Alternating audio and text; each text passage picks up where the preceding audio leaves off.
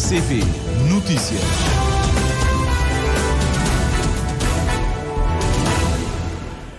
São 19 horas em Cabo Verde. Boa noite, caros ouvintes. Tempo para o Jornal estar aqui na sua rádio de Cabo Verde. Começamos com os títulos. Portugal reitera compromisso de dar suporte ao circuito que permite a realização de transplantes renais em Cabo Verde. Bombeiros municipais do Sal, com capacidade de intervenção reforçada, essenciais de socorro pré-hospitalar.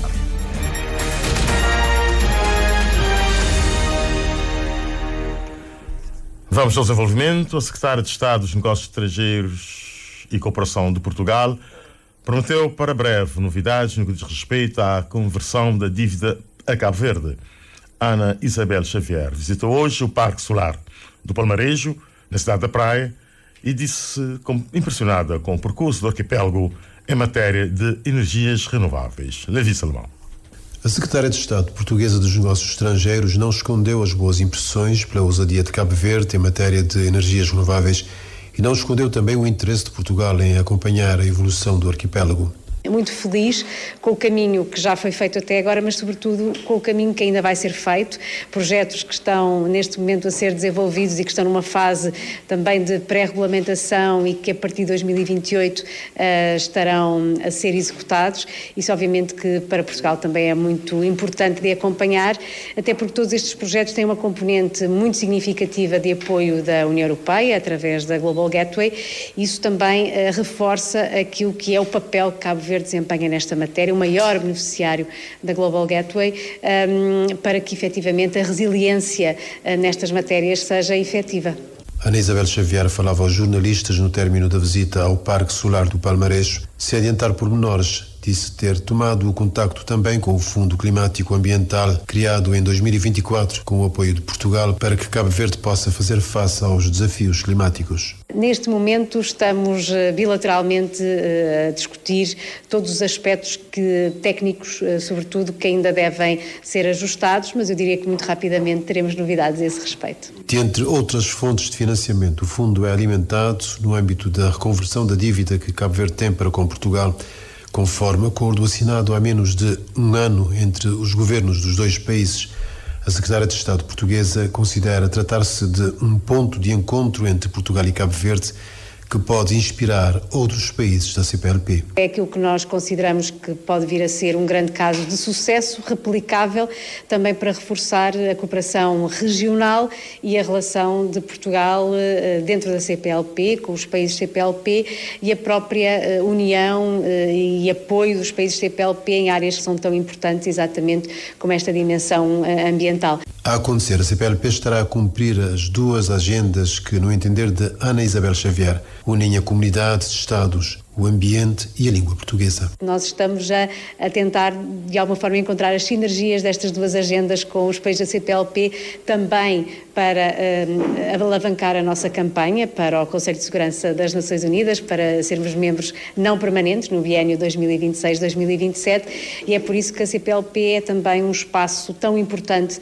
para Portugal e para esta cooperação regional num mundo, numa dinâmica das relações internacionais em que cada vez mais o multilateral é tão importante também para a resiliência das sociedades. A esta hora, a Secretária de Estado Portuguesa dos Negócios Estrangeiros presida as celebrações oficiais do Dia de Portugal, de Camões e das comunidades portuguesas. O evento acontece no auditório do Centro Cultural Português, na cidade da Praia. Mas antes, a governante portuguesa reiterou o compromisso daquele país em dar suporte ao circuito que permite a realização de transplantes renais em Cabo Verde. Ana Isabel Xavier falava depois de visitar o Centro de Hemodiálise e do espaço do Bloco Operatório do Hospital Central da Praia, que está a sofrer intervenções para permitir transplante de órgãos. Miriam Lopes dos Santos. A Secretária de Estado dos Negócios Estrangeiros de Portugal garante que o país não está apenas empenhado em diminuir as evacuações, mas também em garantir para o futuro um circuito mais eficaz naquilo que são as intervenções ligadas à insuficiência renal. Ana Isabel Xavier apontou o suporte às parcerias privadas necessárias à realização de transplantes no arquipélago. Vamos desde logo continuar a apoiar este circuito, que é relativamente complexo em termos de parcerias com os privados. Isto significa um diálogo muito estreito com a TAP, com a Rangel, com o próprio Instituto de Sangue de Portugal e com outras entidades que estão exatamente neste circuito, que até agora têm apoiado estes esforços de Portugal e Cabo Verde, mas que neste novo contexto vão então ter aqui um papel também mais reforçado. E é aí que Portugal vai continuar a estar ao lado de Cabo Verde para que efetivamente tenhamos uma realidade muito próxima. O presidente do Conselho de Administração do Hospital Universitário, Agostinho Neto, apontou alguns dos passos que já foram dados para que se venha futuramente fazer transplante renal em Cabo Verde. Evandro Monteiro explica igualmente a necessidade dos protocolos com privados, no sentido de facilitarmos, digamos, o transporte das amostras de estudos de histocompatibilidade dos nossos pacientes para que de uma forma rápida, célere e de uma forma sustentável também possam e devem ser assegurados. Já um outro aspecto que era importante ser feito, que já está feito, que é a formação da equipa de validação da admissibilidade interna, que já foi equacionada, já foi discutida a nível jurídico, já foi constituída a equipa, já está a ser publicada no BO, que é um passo também significativo e importante para termos todo um quadro legal associado a esse processo, e termos uma equipa técnica interna constituída a nível do hospital, já está também equacionada essa questão. Também os medicamentos necessários no pós-cirurgia e todo o envolvente no pré-operatório também já está trabalhado aqui a nível do nosso hospital. As obras para ter o bloco operatório adaptado tiveram algum atraso, mas Evandro Monteiro está otimista em relação à operacionalidade do espaço físico.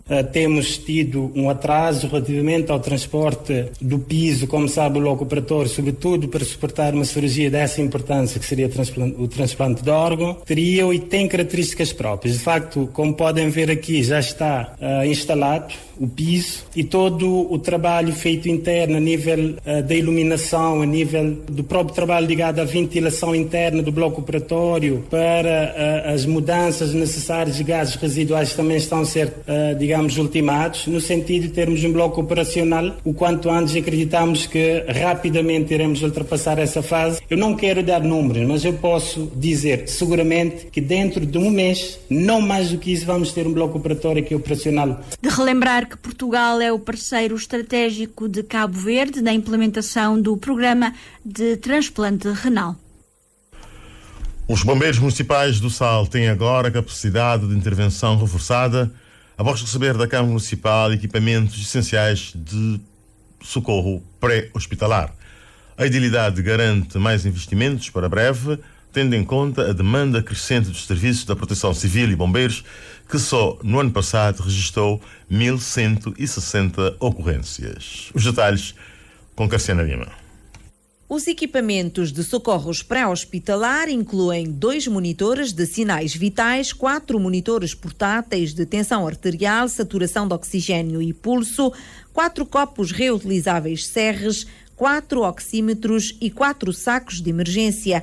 Com estes equipamentos, a Câmara do Sal pretende dotar a Corporação de Bombeiros Municipais de melhores condições para responder às demandas da população. Nos últimos anos têm ocorrido situações em nível de doenças súbitas, em nível de acidentes, no qual nós temos que ter maior capacidade em termos de equipamentos para dar resposta a toda a ilha.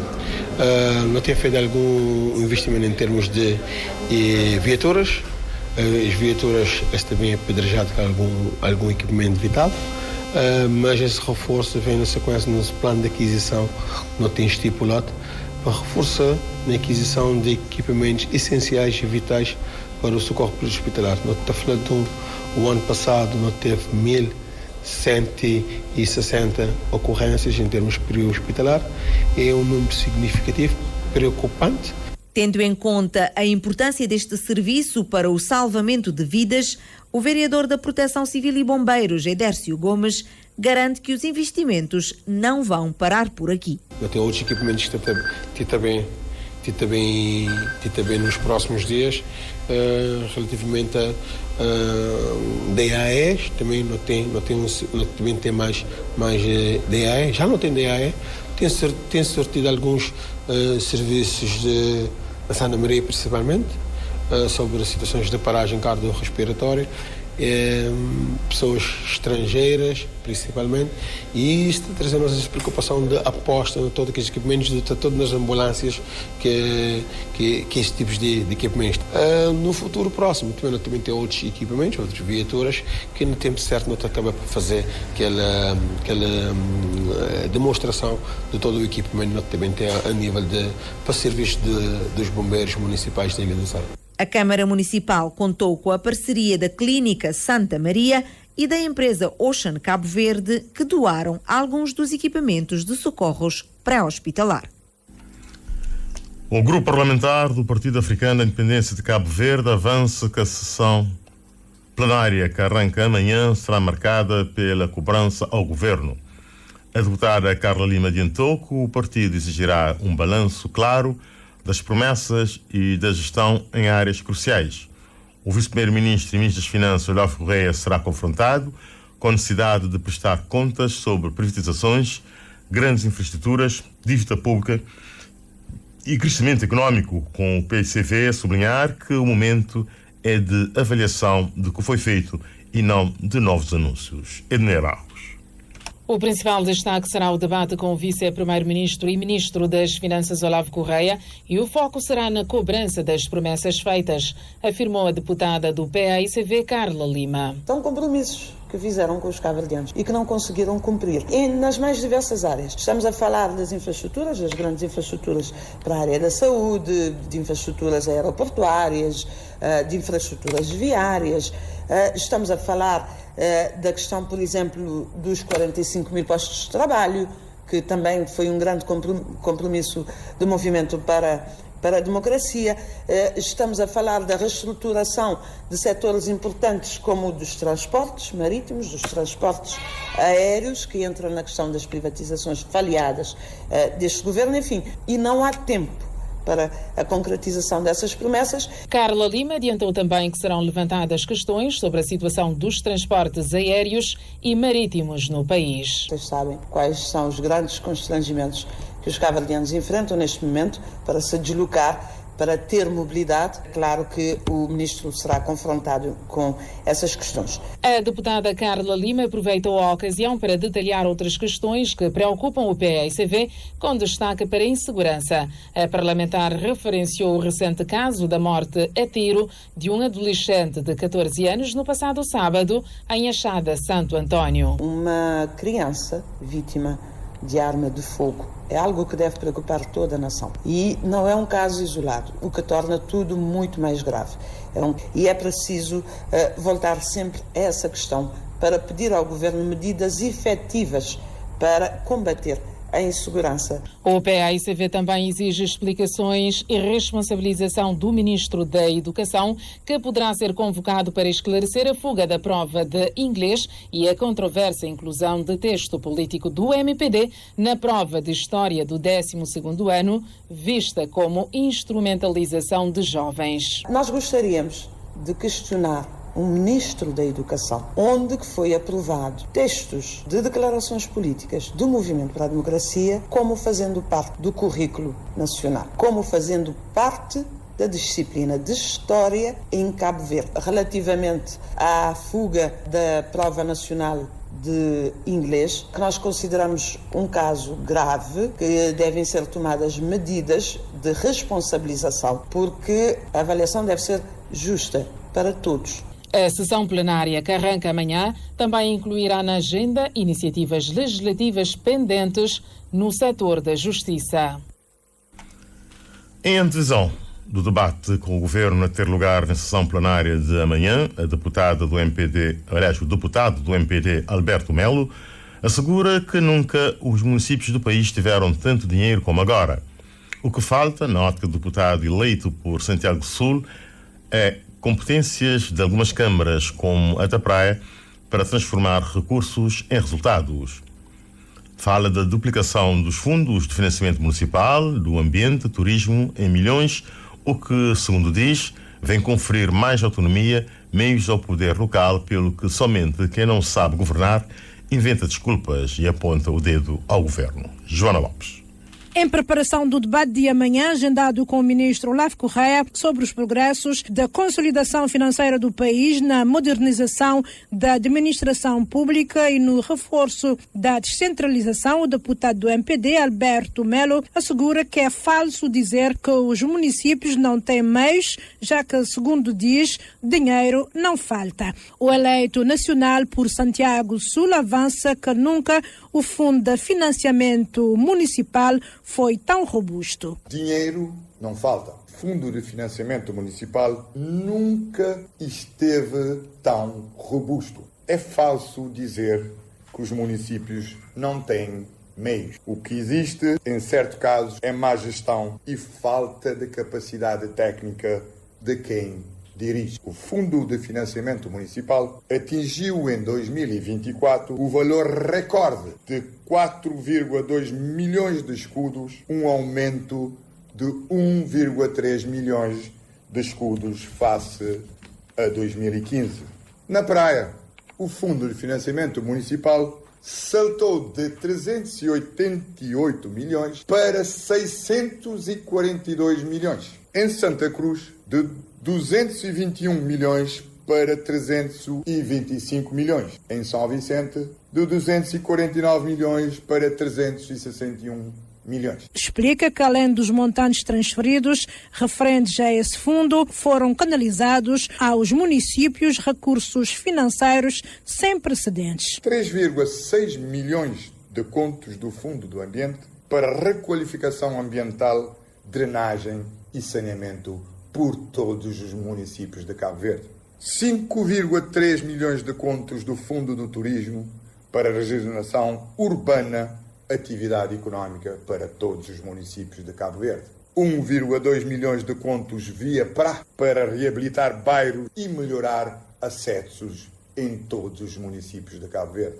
Numa clara alusão, a Câmara da Praia afirmou que o que falta é competência para transformar recursos em resultados. Falta competência em certas câmaras para transformar recursos em resultados. Nomeadamente, São Filipe executou 80%, a Câmara da Praia executou apenas 14% dos recursos disponíveis do governo. Rematou ainda que o crescimento econômico do país é fruto de uma política com visão e da diplomacia econômica assertiva levada a cabo pelo governo do MPD. MPD, PCD e o CID divergem na apreciação da conta de gerência da autarquia mindelense de 2024.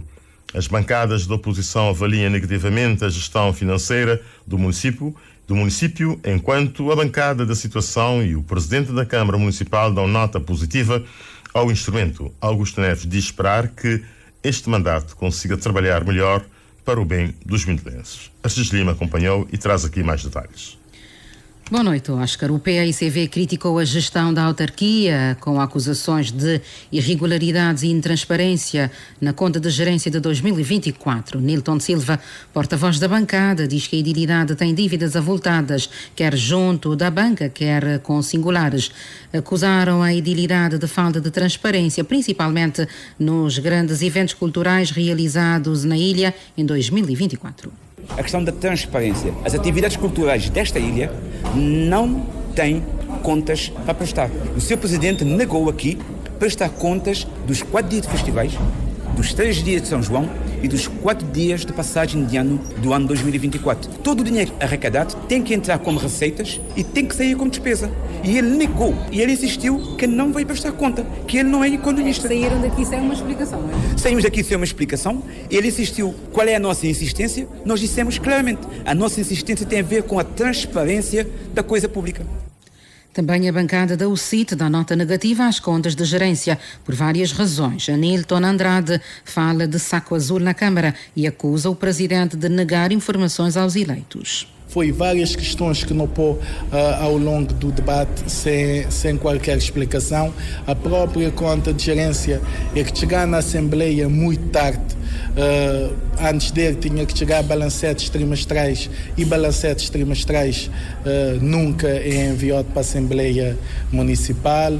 O serviço da dívida está cada vez a aumentar mais. Salvo erro, Grinha Sino está a falar de 123 mil contos quanto ao serviço da dívida, e entre o valor que era previsto, que era para pagar no Toiá, que é Câmara, que fazer pagamentos necessários, e há um fosso de mais de 90 mil contos. Portanto, são várias situações de intransparência, várias situações onde é que nunca tive respostas, é que nós solicitar, e nem conta de gerência também está dizendo-nos muita coisa, por isso nossa apreciação é claramente negativa. Rony Wanon, da bancada do MPD, partido que gera a Câmara, explica que a bancada avaliou positivamente a gestão financeira do município. E a conta de gerência, nós, da bancada, está a aprovar positivamente porque ele demonstra compromisso da Câmara Municipal em honrar todos os compromissos municipais, tanto com o pessoal, mesmo com o desenvolvimento, mesmo que não regido do ADécimos, não tive limitações, mas demonstrar o esforço da Câmara Municipal em trabalhar em prol de São Vicente. São Vicente é uma ilha sempre em desenvolvimento, então nesse caso ali sempre há desafios, dia após dia desafios. E o que é importante é tentar combater sempre que os problemas da zona, arranjar soluções. Isso que no MPD está a tratar. O edil Augusto Neves também faz a avaliação positiva das contas de gerência. Reagindo às críticas da oposição, afirma que a gestão municipal tem sido pautada pela transparência e responsabilidade. Neves fala de nível de execução de 107%. 107% ultrapassa os 100%, isso quer dizer que é muito positivo. Portanto, daquilo que nós orçamentamos em 2022 e aquilo que arrecadamos em 2024, ultrapassamos o montante apresentado 7%, eu acho que é muito bom. Sabe que os 4 anos anteriores, trabalhar sem orçamento é extremamente difícil, né? Mas conseguimos aguentar, conseguimos assegurar. Espero que este mandato as coisas sejam fáceis, não nos cria dificuldade para que realmente a gente possa fazer muito por essas ilhas. Há vontade para fazer, há vontade para trabalhar, mas também a nível político tem que haver autorização, porque a lei assim o exige, que realmente os diplomas sejam aprovados na Câmara e na Assembleia para que a Câmara possa executar. Em relação aos questionamentos da oposição sobre o orçamento das grandes atividades culturais na ilha em 2024, Augusto Neves disse que a oposição deveria preocupar, sim, com outras questões, principalmente as sociais. O último ponto desta sessão da Assembleia Municipal tem que ver com a apreciação e homologação da nova tabela remuneratória dos bombeiros municipais, de acordo com deliberação camarária, esta que foi aprovada por unanimidade dos eleitos. De 43 mil escudos, os bombeiros vão oferir 50 mil escudos. E a terminar, há sinais fortíssimos por parte do mercado na confiança que tem no BCN. São declarações do presidente do Conselho Executivo do Banco Cabo Verdeano de Negócios, Luís Vasconcelos, esta tarde no Mindelo, durante a apresentação dos resultados financeiros relativos ao exercício de 2024. Arnaldo Borges. Luís Vasconcelos chega a essa conclusão a partir da análise dos depósitos efetuados e dos créditos concedidos. Conta que em pouco mais de 8 anos o banco triplicou o montante em depósitos, que ultrapassa os 31 milhões de contos. Os créditos aumentaram 10% e os depósitos 11%. E, neste momento, em finais de 2024, o total de estoque concedido à economia cabo-verdiana, e reforço aqui, integralmente concedido à economia cabo-verdiana, ultrapassava os 28 milhões de contos. Isto ajuda na criação de riqueza, ajuda na resolução dos problemas da habitação, muito do crédito também que concedemos tem a ver com o crédito de habitação, e estamos a dar um contributo decisivo para a criação de riqueza no país. O BCN já representa aproximadamente 20% do total do crédito concedido em Cabo Verde, com atenção também às empresas. Quando, em 2016, representava pouco mais de 6%. Temos neste momento, para cada 5 mil contos de empréstimo, 1.000 contos são emprestados pelo BCN ao mercado cabo-verdiano, com uma preponderância muito grande. Banco Cabo Verdeano de Negócios faz com que o nosso foco esteja nas empresas e as empresas representam 79% do total do nosso crédito. Nós somos o banco que mais transforma, somos o banco que mais empresta do dinheiro que consegue arrecadar por parte dos seus clientes. Isto é, somos aqueles que mais contribuem para a solução do problema do financiamento que temos na economia cabo-verdiana. O reconhecimento do BCN como sendo o terceiro banco do país em termos de risco sistémico é um aspecto que o Presidente do Conselho Executivo orgulhosamente destaca. E o reconhecimento público veio através da publicação do Banco de Cabo Verde, instituição idónea. Claramente, o BCN afirma-se como destacadamente o terceiro banco mais relevante do sistema. Somos o terceiro banco em termos de depósitos, somos o terceiro banco em termos de concessão de crédito, somos o terceiro banco reconhecido pelo Banco Central enquanto importância sistémica, somos o terceiro banco em número de balcões, estamos presentes em todas as ilhas do país. Só há 3 bancos que estão presentes em todas as ilhas, nós somos um desses 3 bancos. Não há nenhuma ilha de Cabo Verde de que não tenha um serviço 100% crioulo reconhecido por parte do BCN. Que foi também reconhecido como o melhor banco comercial do país em 2024. Pela prestigiada organização International Bankers, e fomos agraciados com o prémio de o melhor banco comercial de Cabo Verde ao longo de 2024. Um conjunto de resultados que o banco projeta consolidar no futuro. E quando temos 19 horas mais 26 minutos, chegamos ao fim do nosso Jornal da Noite de hoje, dia 10 de junho de 2025. Só nos resta desejar aos nossos caros ouvintes votos de muito boa noite e boa sintonia com a sua rádio de Cabo Verde. Boa noite.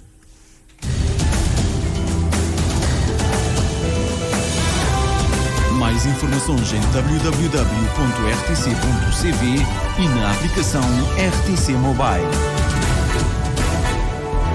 RCV, o rigor da notícia e o melhor da informação a cada hora.